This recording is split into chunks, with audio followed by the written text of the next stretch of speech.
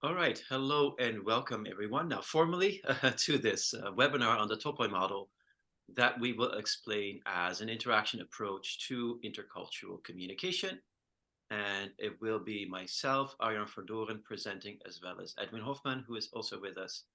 And he will also introduce himself shortly, as will I. So just very briefly, as I just mentioned, we will try to make the best use of your time that we can.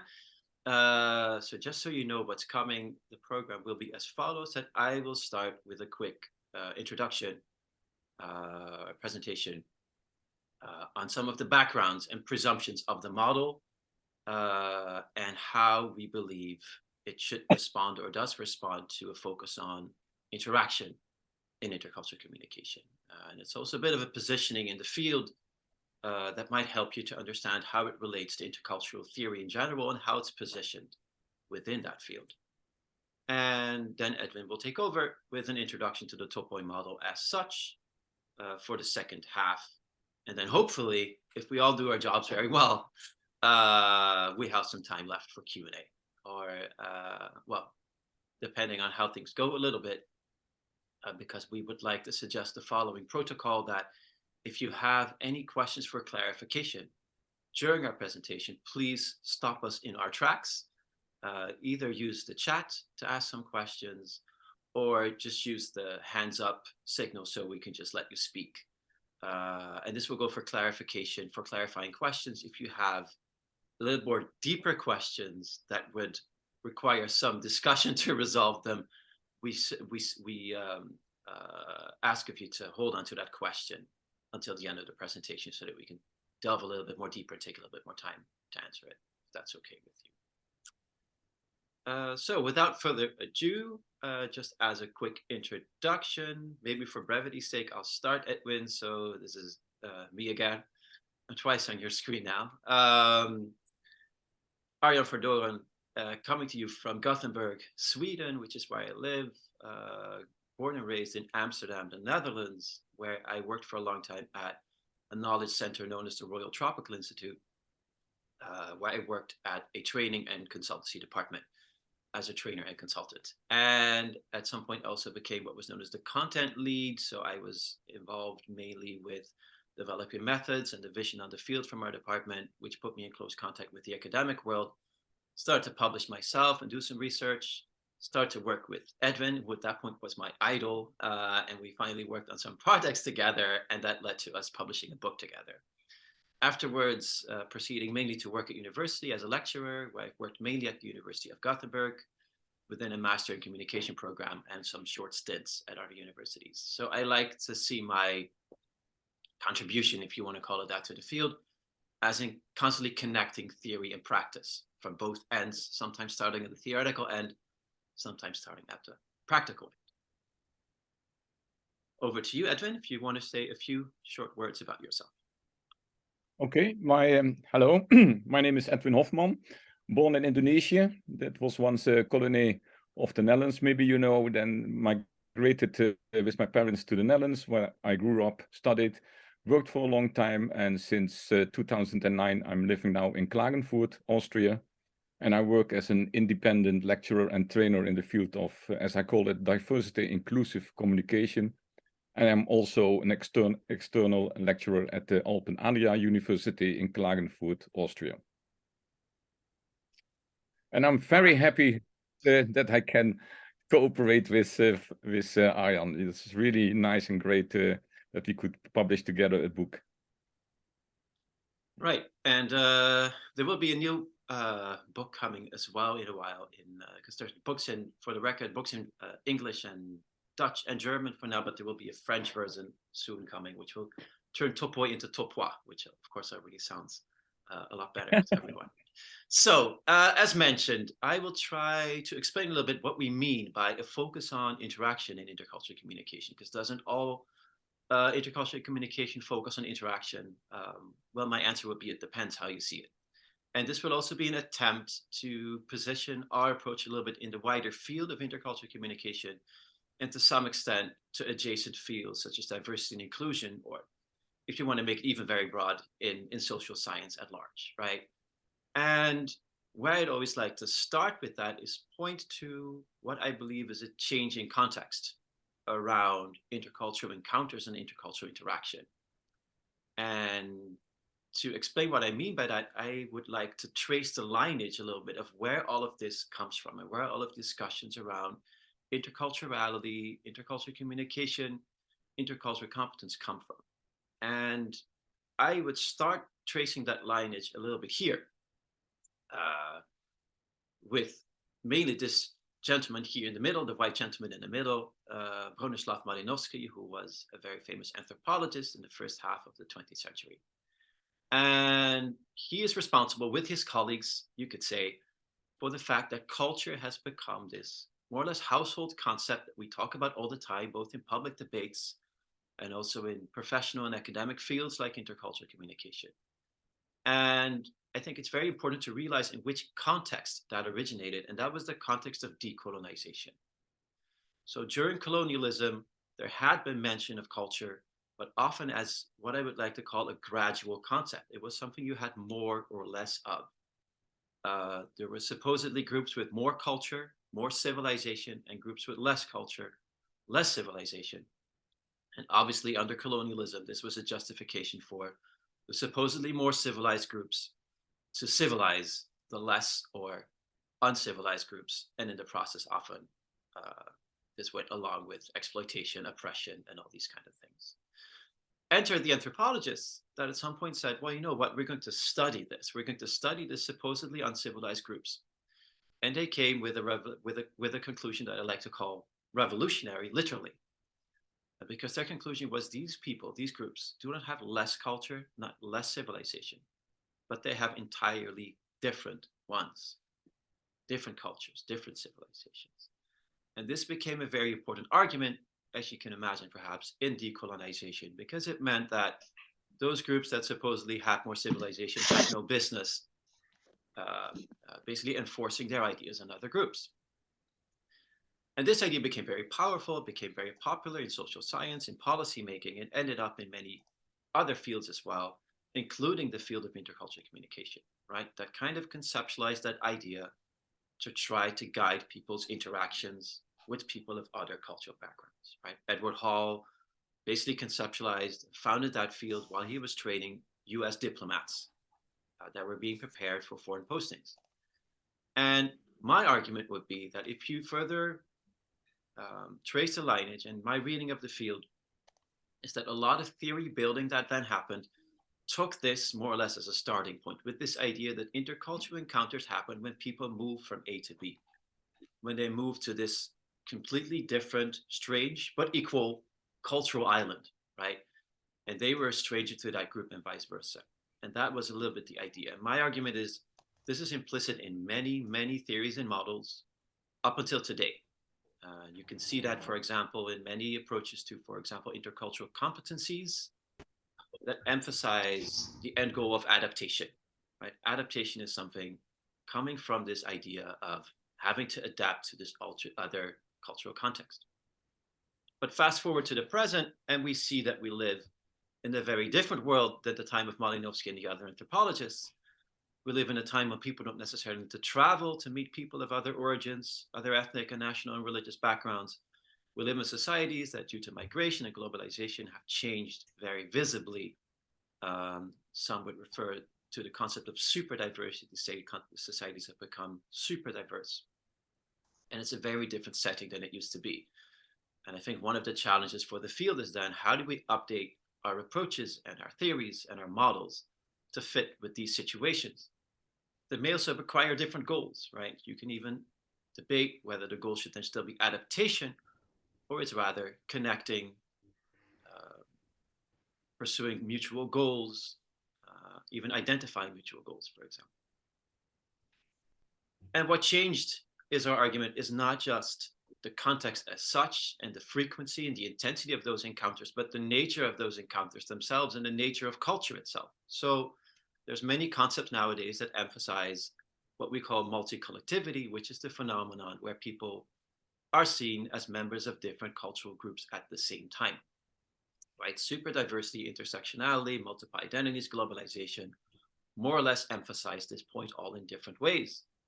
And you can argue that that was more or less always the case, that people always had different identities and always were part of different groups and cultures at the same time. But in our current world, you can argue this point has become even more prevalent, right? Because we see people that combine all kinds of identities that previously were probably much more difficult to get access to, right? So these are all examples of people that somehow, in a bit of a surprising way, combine different cultural memberships.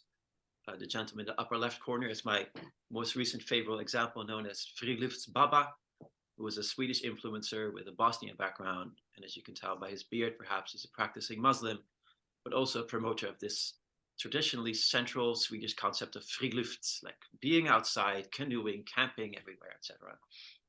And also speaking very much about kind of modern feminist fatherhood. This is a former house DJ who became a Zen Buddhist teacher. Can think of two things maybe more different than Buddhist meditation and techno music. A Japanese breakdancer, a Sami Swedish rapper, the French football player Mbappe, who was of Algerian Camerooni descent, an American rapper known as Brother Ali, who was a white albino raised by a black stepfather who converted to Islam. So these are all examples of people that combine perhaps surprising identities. But if I discuss this with my students, who, by the way, often have identities that look like this, we often come to the conclusion that these are not necessarily exceptions, but maybe extreme examples, but that we all carry kind of different groups and different identities within us. And that's something we need to recognize once we interact with an individual person, that they're not representatives of just one culture, but often of multiple ones at the same time. And that brings us to two challenges that I would argue need to be recognized in approaches to intercultural interaction and intercultural communication. And I would say that the literature often emphasizes only one of these challenges. And my argument is that an approach should basically be able to emphasize both of these challenges at the same time. And one of them is probably very familiar to most of you, which is a challenge that we call ethnocentrism, which goes back all the way to the anthropologists that we just mentioned, that saw ethnocentrism as the main challenge to kind of intercultural coexistence, being ethnocentrism being the tendency to centralize your own view, to assume that your own way of doing and viewing and understanding things is the normal way, which by extension often makes it better or at least more logical and more natural than other ones. And if we don't take care of that ethnocentrism, it leads to these kind of outcomes that people are blind for difference, right? They don't recognize that there is cohesive and meaningful ways to view the world, different from one's own, that they might project their own assumptions, their own norms, and their own expectations on other people, right? People are not polite or in a different way, but they're impolite, for example. It can lead to feelings of superiority because my way is the normal and the better and the superior way. And it leads to closed-mindedness, right? We overlook the opportunity to learn from other people that might do things in different ways. And many, many approaches, is my argument, to intercultural communication explicitly or implicitly target this goal. But then there's another ism that also starts with an E that has surfaced more in later decades, known as essentialism. And essentialism, you could say, is the idea or the belief that groups or social phenomena in general have some kind of hidden underlying essence, some kind of deeper core that explains the essence of these groups, right? So it would, for some reason, somehow make people to think that Chinese people share some kind of deeper lying Chinese essence. That's what makes them Chinese, which is exclusive to them and generally, steers the way they think and behave. And this idea of essentialism used to be a critique, right? It used to be almost an accusation in social science and also in anthropology, when people looked at social phenomena like culture, to say, well, that's an essentialist way of reasoning, right? It was not seen as a good thing. And it's also in social psychology that at some point it was argued that essentialism is a precondition for developing stereotypes and prejudice, right? If you believe that there's something that makes a group in a kind of immutable way without exceptions, that's the basis for stereotypes and prejudice. It's not the stereotype as such, but the basis for it. And what I think is very interesting, that recent research in social psychology has also shown that this is a tendency in itself, right? That what a tendency they call psychological essentialism which is a tendency to see groups in this kind of way, of believing that there's this underlying essence. So instead of just seeing it as a critique, I would argue it should be seen as a tendency and a learning goal to target in and of itself. Because if we don't do that, it leads not to a blindness for difference, but a blindness for similarity. We forget that the people we interact with are not only different, but there's all kinds of similarities in common groups or even in our common humanity that we could find with other people. Instead of projecting our own assumptions, we could project generalizations and stereotypes on people. We could start to think in us versus them or either or thinking. And this is something we see very often in practice, that they start to overcomplicate communication and avoid constructive confrontation. If we believe that other people are steered by this strange alien and unknown culture, we might think we first need to figure out all these kind of things about this other culture before we could start communicating with them, which becomes especially difficult if you live in areas and cities with over 100 nationalities, right? Try memorizing all of that. And very importantly, we often overlook other factors than culture as such, right? If our starting point is not the transition to another culture, but the interaction with individuals of different cultural backgrounds, then obviously in those interactions, other factors than culture per se can play a role.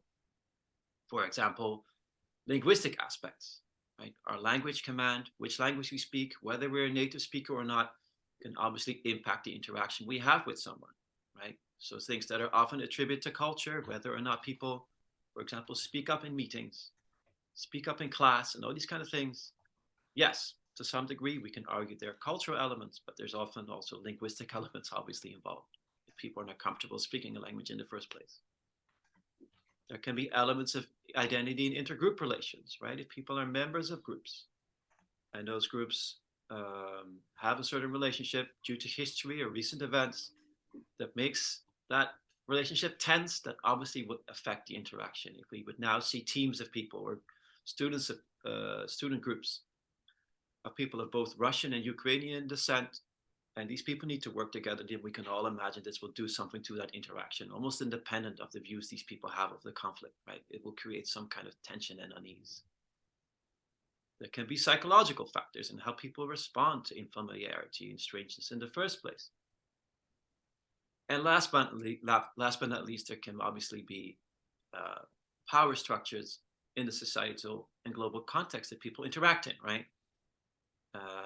And our position would be that this is very often under-conceptualized in intercultural approaches and intercultural theories, is the context in which people communicate and interact can be very, very important and meaningful. And a way to think about that is something that I draw from the adjacent field of intergroup communication, which is where you could distinguish between three different approaches in how you understand the relation between power and communication. And I'll draw them quickly and give our position. And one position would be to say that we focus on the macro or the structural level, right? And this is the level where we argue that structures impact or almost determine people, right? We study the impact that power structures have on individual people and interactions. And this is something that is very important, of course, very meaningful, because it makes those structures visible. And this is, I would argue, for example, the focus in the diversity and inclusion field very often, where we look at how do societies and institutions and their structures create equal or unequal outcomes for different people. And this is very important, but it's not our focus. There's another focus on the individual level, which is where we kind of assume that people's individual characteristics and skills determine the outcome of an interaction. And this is the basis for approaches to interpersonal communication, but I would also argue that many, if not most approaches to intercultural competence also take this as a starting point, but only looking at the individual traits and skills that people have and how that determines the outcome of the interaction. And we would position ourselves in the middle, where we would say the intercultural field has the main contribution of trying to identify when, why, how interactions become impacted by power structures, and what we can do to avoid that these power structures block some kind of constructive exchange. So this is where we would say we position ourselves by taking the power structures into account, but assuming that they can lead to different outcomes for different people in different specific situations. And then last but not least, we think it's important to take a positioning on the field of ethics. So something we've seen mainly in the recent 15 to 20 years, I would say, is that people increasingly experience some kind of ethical dimension, an ethical dilemma in intercultural interactions. And we see this all the time in the news and debates about people, whether or not shaking hands, things around gender relations, around physical integrity and corporal punishment, and all these kind of things, especially in the context of migration. But we also see, for example, people working in international development and NGOs very often confronted with these kind of dilemmas. And we would argue, and we draw this from a philosopher called Henk Proce, that there are three main paradigms for dealing and responding to these kind of dilemmas and situations. And I'm going to go through it rather quickly, because this is basically a summary of lots and lots of centuries of philosophical history, but we'll do it in 3 minutes. Hopefully it will make sense. One approach would be that of universalism, something leading to monism, which is basically the idea that yes, there are different ways of viewing the world, but there should be one framework that is all-encompassing, that helps us judge behavior and norms independent of the context. And I realized it doesn't have the most favorable reputation in the intercultural field, but obviously the Declaration of Human Rights is an attempt to do exactly this, right? So it's an attempt to argue for equality independent of where people belong, and somehow an attempt to create sameness, right? To see people all as the same with the same rights. As such, I think this approach definitely has its merits, but what we very often see is it descends into monism when people start to think that this one all-encompassing framework that should be used to measure all others, it just happens to be mine. It happens to be ours, right? It happens to be that that is the best framework. An example of this being something we may all remember, the burkini ban in France, right? Where women were not allowed to wear certain covering bathing suits on the beaches anymore. This was argued because it was supposedly in violation with the French Republican universalistic values, leading to the situations where police officers went up to women on the beach and say, you're wearing too many clothes. According to the law, you need to take them off or you will get a fine. Now, this was annulled by the higher courts, but it's an extreme example of this kind of monism and where it can lead to. So in opposition to that, this is where the anthropologists came in, was the development of relativism, often cultural relativism, to say there are different ways to view the world and they're all strictly equal. This was obviously a response to colonialism, where there was a clear hierarchy between groups based on race, based on supposed civilization, which was replaced by the idea that these things should live side by side on equal basis, arguing for tolerance and arguing for acceptance. And this obviously also has its merits, and it sounds very appealing, and it probably would work if we would still imagine the world as people living on these different cultural islands. But as we just argued, that's no longer the case, right? We live in a very interconnected world with frequent contact and interaction, and it becomes much more difficult to uphold and guide interactions just by tolerating and accepting. And it can even lead to a kind of moral vacuum or to pigeonholing, which is sometimes combined in situations, and this is a very extreme example, but just to illustrate the point of a situation where a judge acted very relativist towards a woman in Germany who filed for divorce from her Moroccan husband. She was from Moroccan background herself as well, because he physically abused her, to which the judge responded by pulling out the Quran and reading out surahs, Quranic verses that supposedly endorsed corporal punishment, and said, this is what you should have known when you married this man. I will not accept this divorce because you should have known this when you married someone with this cultural background.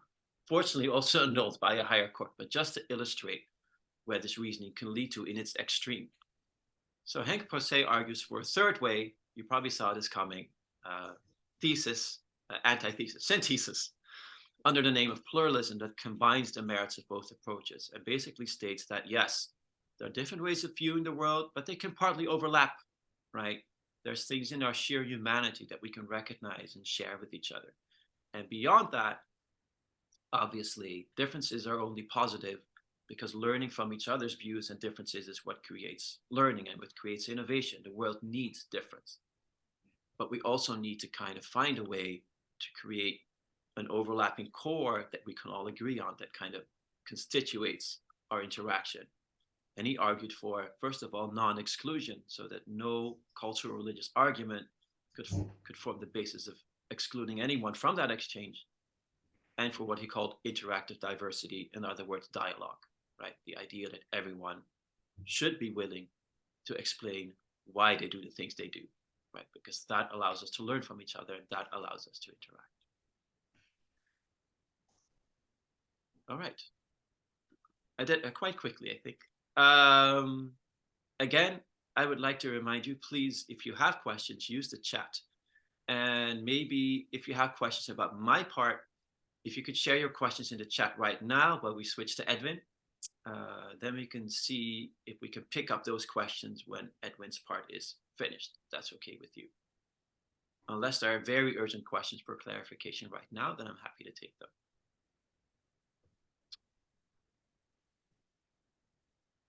All right, so while we switch screen to Edwin, please share your deeper discussion or philosophical questions, where we can dig up a few of those centuries of philosophical history.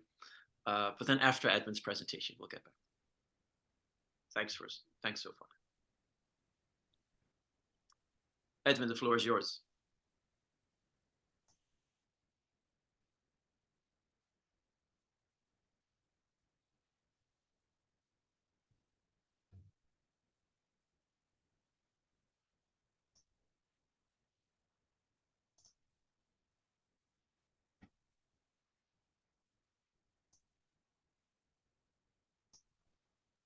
Edwin, you're muted. Edwin, you're muted. Can you take us back, please?